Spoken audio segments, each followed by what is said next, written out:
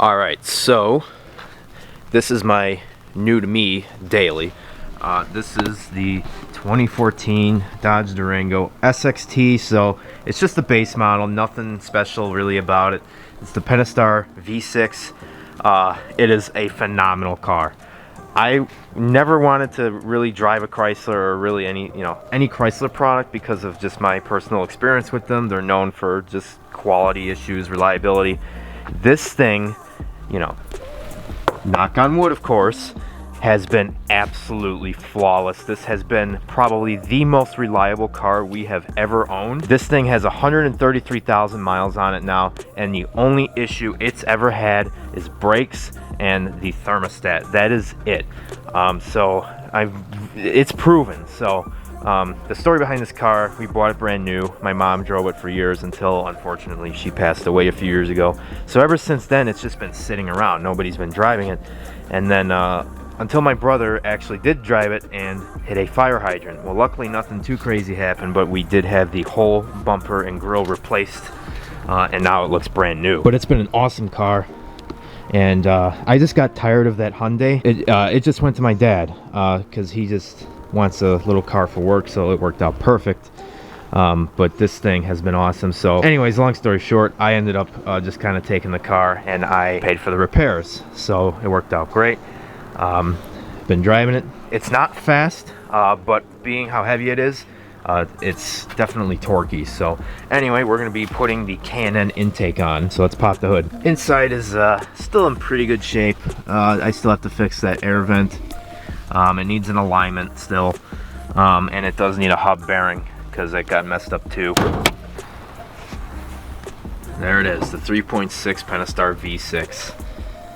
It is such an awesome motor. And since this car is meant to fit a V8, there is plenty of room in there to work on the pulleys or whatever you need to do. So the first thing, I'm going to remove this oil filter cap, and I'm just going to pop this cover off, which is super easy to do. It just pops off, even though it didn't sound easy to do. And then we have the top of the motor. Wow, this engine bay needs a cleaning. So if you look at the stock intake, you have the airbox, there's a resonator there, there's a big honking resonator right here, another resonator here, and then there's another giant resonator back here. There's absolutely zero induction noise. This motor just does not have a growl to it. You can hear it, that's about it. So I know that this intake is going to make an absolutely huge difference. These damn fire trucks. So here's the kit. The piping is definitely I wouldn't say it's bigger, but it gets rid of this little bottleneck right here. It goes down smaller. So this is going to be a nice upgrade. I'm not really looking for power with this. I just want the sound. This thing is super refined and quiet. All right, so I guess I'm just going to pop this off of here with just the clip removal tool. I'm going to unplug the air temperature sensor and then remove this hose and just take the airbox out. There's not much to this really. All right, so with those things disconnected, I'm going to undo that clamp on the throttle body, and then I'm going to take the top of the airbox off. All right, it's undone. I should be able to carefully lift it out, and stock intake is coming out. Look at all the freaking resonators on this thing, dude. Look, that's my hand, that's my shoe. Wow, this thing just does not make any noise. It's like no wonder. All right, now we have to take the air temperature sensor out, and this thing is super fragile, so I gotta very carefully do this. And after sweating a lot, I got this thing out, and I came very close to breaking it, but I didn't break it, so we'll set that aside. We're gonna start putting the new intake on, and we have to actually get that out, the rest of the box. We have the air box out. There's two more resonators. So we're gonna remove these grommets, and I guess you're supposed to reuse them on the K&N, so I'm gonna do that. So this is the heat shield. The filter goes here. I'm just putting the filter adapter on with these two Allen bolts, and then I'm gonna take those grommets and put them right there. from the stock intake. So I've got this pretty much set up except for the filter, so I'm just gonna drop it in there and continue. All right, so that's just mocked up, just sitting in there. So I'm gonna undo this air injection pump, I think is what it is, and just set it on top. So I got the bracket on the air injection pump, and also don't forget to put on the edge guarding, because I forgot, of course, because of course I'm not reading the instructions while I do this, as per usual. So now we're gonna start putting the tube on and the filter. Got the inlet air temp sensor into the tube. This was an absolute pain in the ass to get in there. Very carefully put it in and without breaking it. So now we're gonna move on. Now I got the PCV vent going in right now, and then I'm going to put the coupler on the filter and just kind of start putting all the couplers on and get this bolted up. And just a little note, there is 2 different types of hump clamps that come with this. The one with the 084057 is the one that goes onto the filter. So just a little note for that. All right, now this coupler, it's gonna go on the throttle body. So we'll do that. We're getting close. They only gave me 1 bolt for this bracket, so I'm gonna have to get another bolt. But this is, it's coming together. Looks great. So I'm just gonna go around, tighten down all these clamps. And then for the PCV, you just have to cut it back around here. And they include a hose that you attach over the old PCV that attaches to the fitting, and then everything's tightened up and we're done, and we'll take it for a drive. And let's not forget to plug the air temperature sensor back in, which doesn't look like it's gonna reach. Well, in order to get this thing on, I had to undo these clips here and here, and it just barely reaches. I don't really like that too much, but it'll have to do. All right, the intake is in. It looks really good. So let's start the car.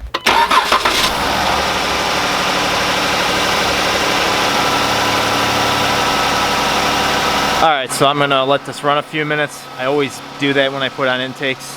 Let it just kind of learn it. Prevents check engine light. And I'm gonna throw the engine cover back on, clean all this mess up, get some sound clips.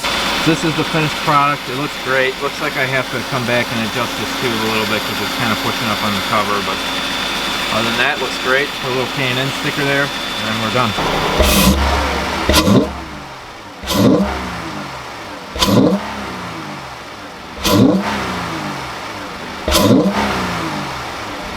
Huge difference already.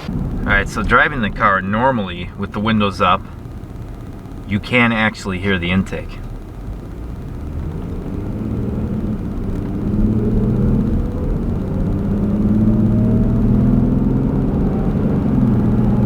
I don't know if the camera is going to pick it up, but you can hear the growl. And this is different than any other intake I've had, where you know you don't really notice it until you get on it. But like just driving around, I can actually hear the induction sound. The car sounds way more beefy than it used to.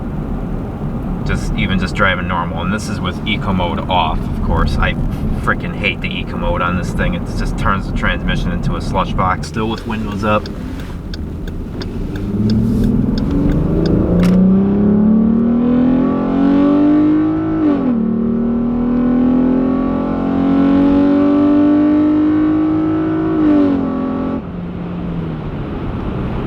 Man, it makes such a huge difference. It's so loud, you can feel the vibration of that intake, like the growl of that intake harmonized through the steering wheel, like, and in the gas pedal. Like, that's how much this thing screams now. It's loud. I'll try to get a clip with the window down.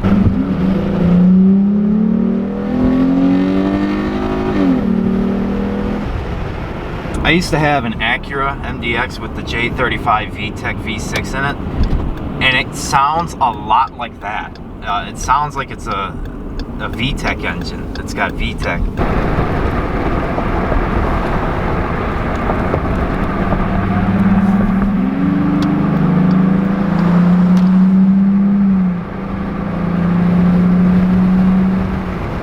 Yeah, you can really hear it, especially with the window down.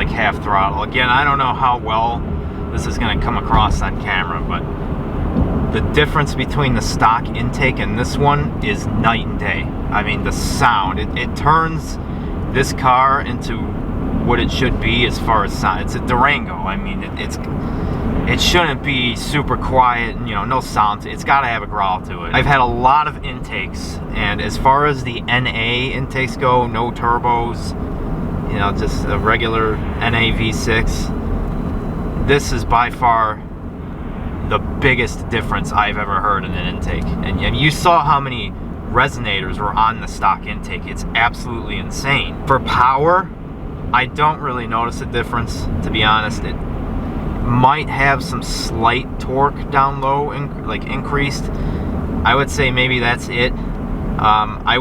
Definitely don't expect a huge power gain. I really honestly could not tell much of a difference. If you want this thing, you're really buying this for sound. I mean, it sounds great. If you have a V6 Durango like I do, and you know, you kind of wished you bought that that Hemi a little bit, this will definitely satisfy most of that desire.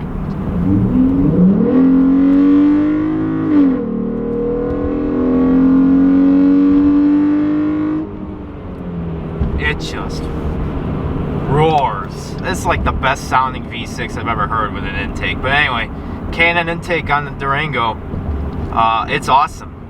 Night and day difference in sound. It's absolutely amazing. I highly recommend it for sound. But if you're expecting big power, don't buy it for that. It really doesn't add much power, if any, even though they say it does. But the sound is awesome. And yes, I know I need an alignment. I tried to get one today, and the guy was like, "Well, we're so busy, we can't take you." I'm like, "Can I schedule an appointment?" It's like, "Not really." I'm like, "Okay, see you later." We'll have to see what we can do about that. I gotta get that hub bearing changed anyway, which I can do myself, but as many of my personal friends will know, I have zero time on my hands anymore.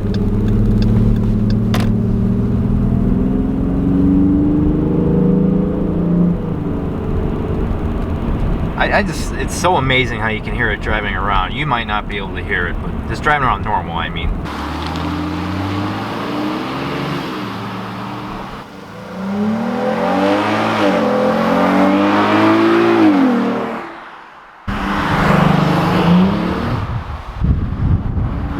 There you have it, guys. That's the K&N intake on the 2014 Dodge Durango with the Pentastar V6. Hope you enjoyed this video. If you did, make sure you subscribe, because we got a lot of supercharged Mustang GT content coming this summer. It's going to be awesome. This intake was absolutely worth it. If you're looking for power, it really doesn't do much, and I expected that. I bought this for the sound. If you're buying this intake, you're buying it for the sound. You saw all those resonators on the stock one. I've modded a lot of cars. I've never had an intake made this big of a difference on an NA engine. This thing, it sounds so much better. It's way more fun to drive. Like I said, if you have the V6 like I do, you know, you have the hankering for that V8, you get this should satisfy it. It just sounds awesome. It looks awesome too. You can see, nice big filter. And I still have to put the little badge on the tube. I just haven't gotten around to it, but it's also very high quality. It was easy to install. This is probably one of the easiest intakes I've ever installed. I wouldn't say it was the easiest. On my old MDX, the Weapon R intake was definitely easier, but that was just because the intake on that car was so short. It's